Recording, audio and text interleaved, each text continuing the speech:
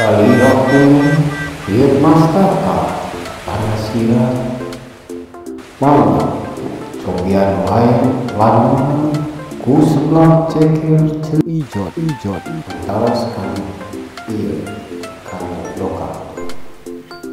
Assalamualaikum cek. Waalaikumsalam ya. Cek bade naon Bagi meser sebab ceker teh ijo. cek pas sabar kami meser sebelah ceker ijot. Eci mah aya mah sekitar 22 kali masa ngayeuna. Kumaha cek kaosna eta sebelah ceker ijot teh kana salira cek. Alhamdulillah saprakna eceng mam sebelah ceker ijot. Mas Daka tina tadina lihat wae daya nama. Saya pisan ayeuna mah teh. Kitu tah. Terus selanjutnya kumaha tah khasiat eta sebelah ceker ijot teh. Ceblak ceker ijot mah seueur pisan karaosna. Dina ieu teh kena mastaka, kena rambut mata galing, kena panon atau mata teu nyai-nyayan gitu tah. Kena lambai mata jeding tuh, jeding gitu donat. Kena letah mata panjang. Tah kena sampean mata gebrak. Mau kena beuteug mah dijamin modal wae, kacai wae gitu tah. Oh gitu cek karaos nanti. Mohon Palemitra atau anu ieu gitu pengalaman di gece saha cek teh. abi mah caona. Oh Jona Mohon gitu. Oh hatur nuhun Jona.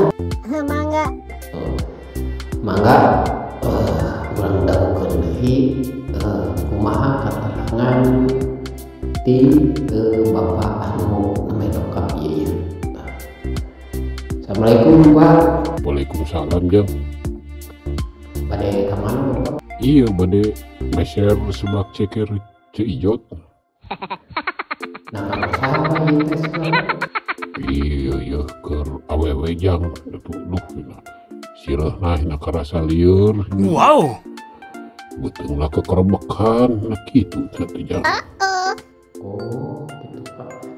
Terus sabaraha lami Bapak mam sebelah ceker eta istri Bapak mam sebelah ceker ijot? Kinten-kinten matos 2 bulan we Jang kitu tah. Eta gaduh kumaha tah karaosna eta sebelah ceker ijot teh? Alhamdulillah Jang. Saprakna mam sebelah ceker di Ciijot. Yes. Di Mang alhamdulillah minang ka WC wae kitu tah. Oh my Gitu. God. Bolak-balik ke WC. Walau wae Jang. Hatur nuhun Pak karena pengalaman Bapak terus nuang sebelah ceker ijot. Bisa-bisa Jang. Gitu tah Palemitra khasiat jeung keraosana sebelah ceker ijot dijamin ledug.